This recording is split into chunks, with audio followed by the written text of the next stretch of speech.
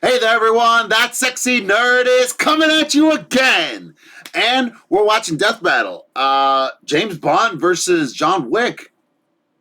Jeez, I didn't think we'd ever get an episode left from Death Battle, man. It seems like they took like some sort of hiatus for a little while, but man, they're back.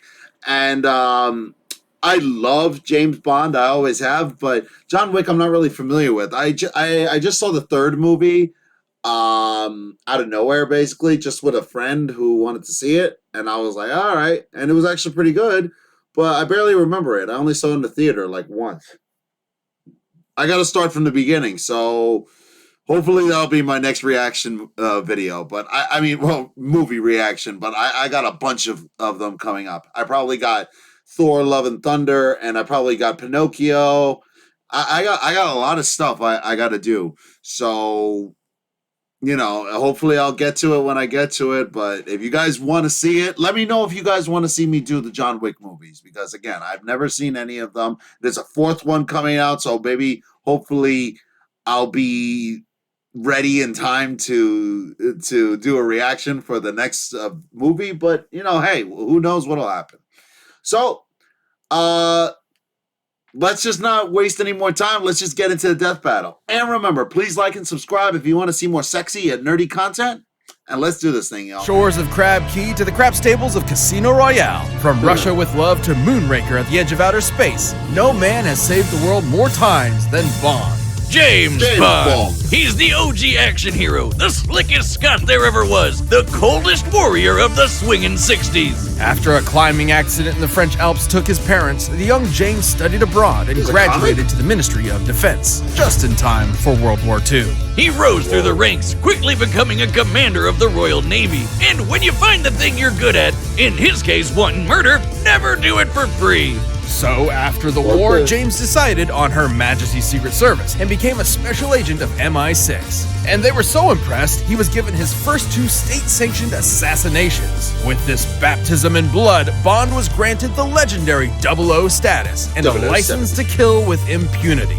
As the premier defender of the West, Agent 007 is a jack of all trades when it comes to kicking commie ass and terrorist ass. And basically everyone's ass for the past 60 years. From the novels to the movies to the comics and games, he's been rebooted tons of times, but they're all still Bond. Bond is a master of infiltration, disguise, acrobatics, driving, diving, skiing, boating, climbing, horseback riding, airplane pilot, swordsman, knife fighter, knife thrower, people thrower. And deadliest of all, gamer. Bond carries his classic Walter PPK, among the world's first successful double-action semi-automatic pistols. While it only carries 9 rounds, its small size makes it optimal for concealment. And a microdermal sensor in the grip coded to Bond's fingerprint means only he can fire it. It even comes with unique ammo that breaks apart upon entry and creates 8 exit wounds, traveling like a bullet but hitting like a shotgun. Especially deadly considering Bond has the golden eye of an expert marksman, able to take out a room of armed guards in a single second, or shoot the fuel tank of a helicopter from a speeding boat a quarter of a mile away. He's just as deadly disarmed. Bond combines multiple martial arts like judo, boxing, Krav Maga, Muay Thai, and Jiu-Jitsu, allowing him to keep up even when outnumbered. This mix of styles is likely the Welsh self-defense system known as Gushinkwai, which is taught by the modern Special Air Service. Though that all pales in comparison to his greatest ability. Banging! Laying down pipe. He's so proficient at seduction, it actually feels more like a superpower. Look, we're not kidding. He once seduced a female assassin sent to kill him so thoroughly, she threw herself in front of the bullet meant for him. She knew him for less than 2 minutes. Yeah, sometimes Bond does stuff I can only describe as superhero shit. Look at this. So why not follow that impulse and give him some superhero gadgets too? Developed by MI6's resident quartermaster, Q, Bond's spy gadgetry often complements his knack for problem solving and quick thinking. He's got a pen that'll explode after 3 clicks and disarm after a 4th, an Omega Seamaster watch that can shoot a laser beam, a cigarette that fires a miniature rocket, and C4 toothpaste that can be remotely detonated. Probably a safer bet than that pen, especially if you're a compulsive clicker like me. Boy, if you haven't noticed, I haven't watched a lot of James Bond movies. I watch more James Bond movies than I have John Wick movies, but Damn. That is crazy. What the hell, man? Wait, was I on 3 or 4? He also occasionally wears a lightweight bulletproof vest, Wow. as well as a garrote wire for quiet kills and a grappling hook hidden within his belt buckle. That's only the semi-normal shit. He's carried earbuds that give him super Semi-normal. hearing, X-ray shades, ultrasonic cufflink grenades, a stun gas keychain, a cell phone taser, exploding remote-controlled drones, a nanosuit that turns him completely invisible, and a What? frigging jetpack. You've gotta have a hell of a pair of thunderballs to piss off a crazy Scot riding one of those. But his greatest weapon is the one, the only, His dick! the Aston Martin DB5. Yeah. Oh, I thought we were still talking about him. Never mind. This absolute beauty isn't just good looks. She's packing front-mounted machine guns, oil slicks, smoke screens, and of course, the ejector seat. Oh, and I good have luck that trying to car, break in. boy. This baby is insanely bulletproof. Like, just look at this. It won't stop. Still going. Still going.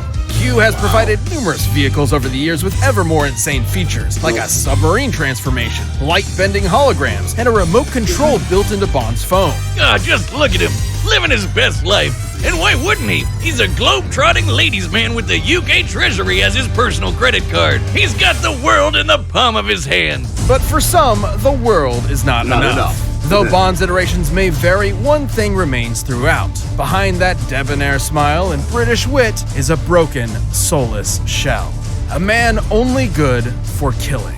I guess it's no surprise that a dude who smokes up to 70 cigarettes a day and routinely drinks enough to enter a coma might have a death wish. Now, James wasn't always like this. Not long after getting his 00, he found love, and loved so much he left the Secret Service behind. But there are some lives you can't escape, and some lives you can't save, no matter how hard you try. Sometimes all that's left is to kill the love inside you until all that matters is revenge. There's no denying Bond's psychopathic tendencies. He's killed hundreds of enemy combatants over his career and might just enjoy the act of torture. But what makes me respect him is he never forgets a pun afterward. All that hate and regret wrapped up into one man with nothing to live for. The perfect assassin for a dying empire. Bond is strong enough to hold his own against superhuman henchmen like Oddjob and Jaws, who can lift a van off the ground. He survived being blasted by a Stinger missile, falling hundreds of feet into a river, and having his eggs Balls. scrambled. At his best, he's even fast enough to dodge gunfire nearly point blank and missiles while in free fall and still shoot people. This is the superhero shit we were talking about. Time Seriously. and time again, he's outsmarted criminal masterminds like Dr. No, Goldfinger, and Scaramanga, the man with the golden gun. He's even bested the worst of them all, his arch nemesis, the international terrorist, Blofeld. In 2 different timelines, no less. And plot twist, in the second, Blofeld was Bond's long lost adopted brother. Which, if I recall correctly, also happened in Austin Powers. But that's why we love the old Scottish so-and-so. Who else could escape a giant space laser by kite surfing on a tsunami? What more can we say about 007? He's got the best job in the business, and nobody does it better. You ever just screw up, like really Yeah, badly? really badly. Like make the worst mistake ever. So bad you're just for the rest of your life? Yes. Let's lay out a hypothetical. You see a car that you like, but its owner won't sell. So, you follow him home, beat him senseless, steal his car, and kill his dog. The dog his beloved wife gifted him after she died very recently. So yeah, pretty big mistake. And this man, well, he just happens to be the single deadliest assassin in the entire world. He may be called Baba Yaga, but he's not the boogeyman. He's the one you sent to kill the goddamn boogeyman, John Wick. So yeah, that's one pretty huge mistake. The full story of this specter is almost non-existent, but rumor has it he was trained by the Ruska Roma crime syndicate from a young age, before moving to America and making a name for himself in its criminal underworld. Terrifying enough to scare the living daylights out of even the most hardened murderers. Wick is a master martial artist, combining several schools into an all-purpose fighting style that focuses on maximum efficiency with minimal effort. Almost no one who has fought him directly has lived to tell the tale, so which specific forms he practices are for his eyes only. So why don't we look at the martial arts used to prepare for the movies by everyone's favorite immortal, Keanu Reeves. Seriously. Reeves combines Sambo, Aikido, Judo, and Brazilian Jiu-Jitsu for defensive joint locks, throws, and wrestling moves to avoid as much damage to himself as possible while using his opponent's own weight against them. Though his go-to is Krav Maga, which is designed to take all the best moves from various martial arts to make the ultimate fighting style. While most martial arts are designed with other purposes in mind, like exercise, Krav Maga's entire goal is basically murder. And boy, if that isn't Wick to a T. In his hands, literally anything can be a deadly weapon. Knives, swords, books, his belt. Shit, he once took out 3 guys with a pencil. I remember that. Number 2 pencil. And thanks to John's precise understanding of the human body, he can target weak points and vital organs with ease. But thanks to the Continental, he doesn't have to rely on writing utensils to execute his victims. Imagine a chain of hotels around the world that serve as a front for a whole underground society of assassins. He can consult the wine steward's robust selection. Pistols, revolvers, submachine guns, assault rifles, shotgun, plastic explosives, it's all on the menu. Though Wick prefers his Heckler & Koch P30L, a polymer-framed semi-automatic handgun that holds 15 rounds of 9x19 Parabellum. Which he wields like an artist does a paintbrush. Wick can empty entire rooms full of enemies before they can blink, once even taking out 7 armed guards in only 3 seconds. He's the definition of accurate, almost never missing a shot, and that includes on horseback and motorcycle back. If he's got a view to a kill, you can bet he's taking it. And he comes literally dressed to kill with his perfectly tailored, tactically lined suit jacket that is completely bulletproof. Really? Even repeated gunshots from close range do nothing to him. It also helps him blend into the shadows for some sick stealth kills, and even disappear in plain sight like the goddamn Batman. Wick eventually On Wick versus Batman.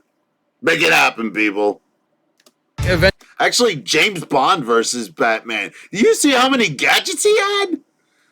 Oh, he wouldn't stand much of a chance, though, because Batman probably would be way too combat proficient. joined the Tarasov mob and quickly became one of their top enforcers, a grim reaper who hunted their enemies with divine prejudice. But maybe this Angel of Death was more human than we first thought.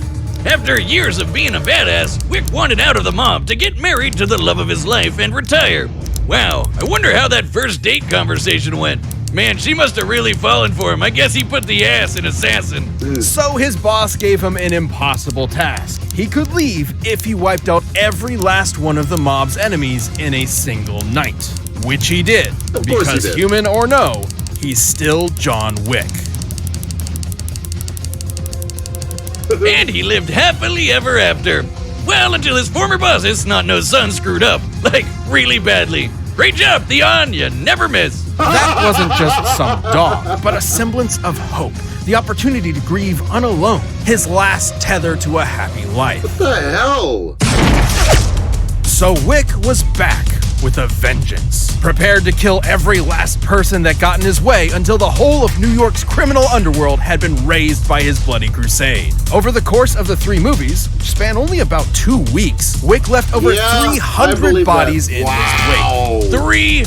300. Running into him is like seeing the sky fall. You're going to die. There's no escape. He's survived being stabbed, rammed by cars, shot in the stomach, blown up, mutilated, and knocked off of a 10-story building. All within a fortnight. Oh, and somewhere in there he found the energy to trek through the Saharan desert. And it's not like his injuries from the previous movie had time to heal, or the ones from the movie before that. We cannot emphasize this enough. John Wick is unstoppable. He's strong enough to toss around full-grown men, snap bone, and body slam 2 assassins through a bulletproof glass floor. Wick absolutely annihilated his former Tarasov employers, the Neapolitan crime family, Camorra, and fended off an international army of assassins attacking him at random, one after the other, every few minutes. Even after being declared excommunicado by the Continental, bereft of his former resources, he killed every last soldier sent after him by the High Table. With barely a quantum of solace to rest. Like we said, completely unstoppable. Outgunned, outmanned, it doesn't matter. John Wick lost everything in the world that meant anything to him, and that means he won't stop killing until there's no one left, or he dies trying. And good freaking luck with that! I have no idea who's gonna win. Is not one to be taken lightly. Be careful, 007. And happy hunting. No. Your concern is always touching, Q. Vodka martini, shaken, not stirred. What can I get you, mate? Drinks are on me. I prefer to be alone.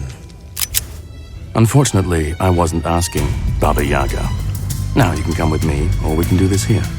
Killing isn't permitted on company grounds. Lucky me. Oh boy.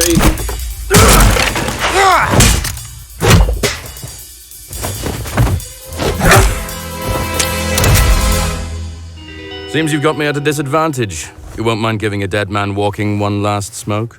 What does MI6 want with me? Your reputation precedes you. I'll be sure to keep up. No, you won't.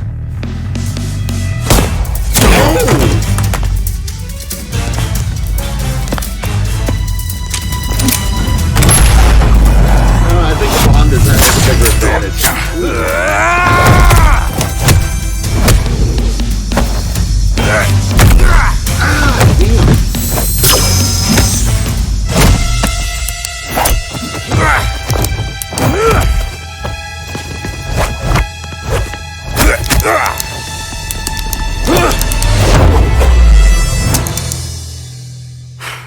To be entirely honest, I lost count.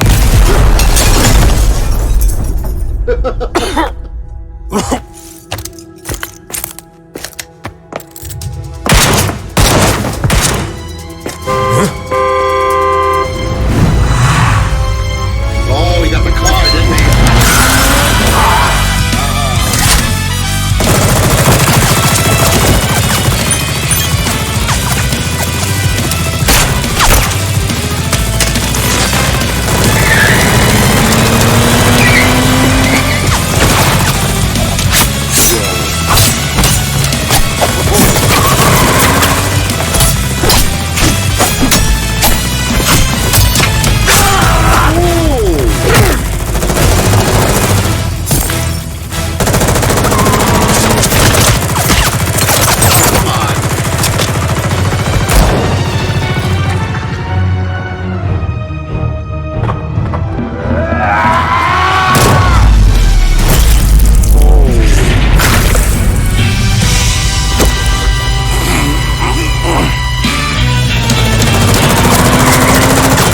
What comes around goes around, as they say. Yeah.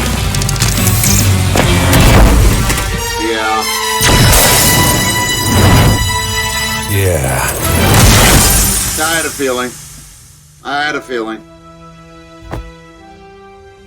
No.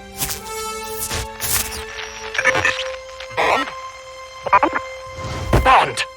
Come in. What's the mission status? Smashing. Positively smashing. Oh, do grow up, 007.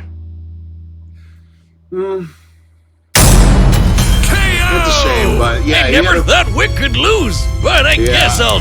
No, seriously. At that point, he was at a real disadvantage.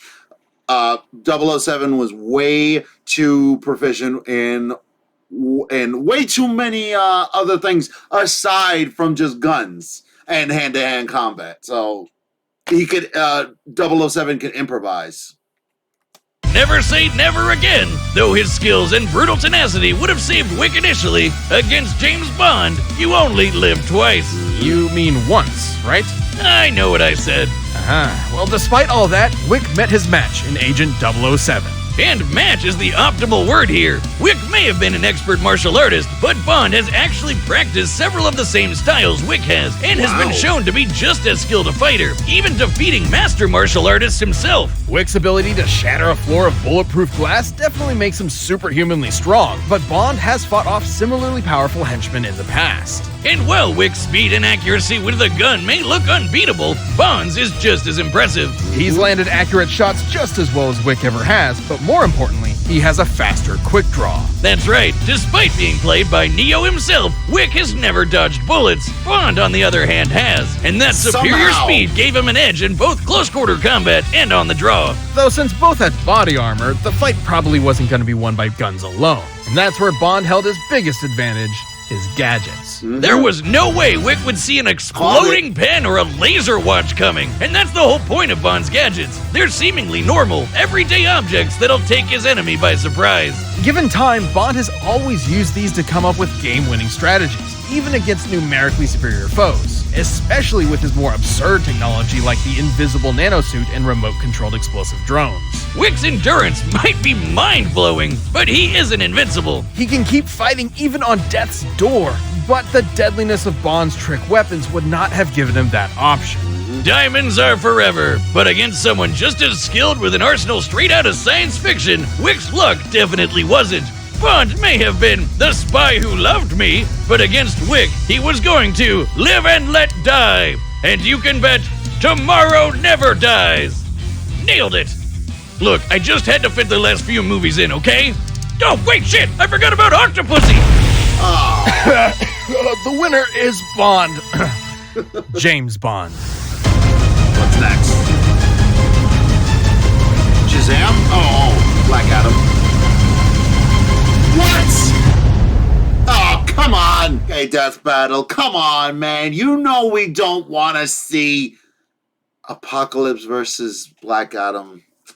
Actually, no, now that I'm thinking about it, it actually kind of makes a little bit more sense.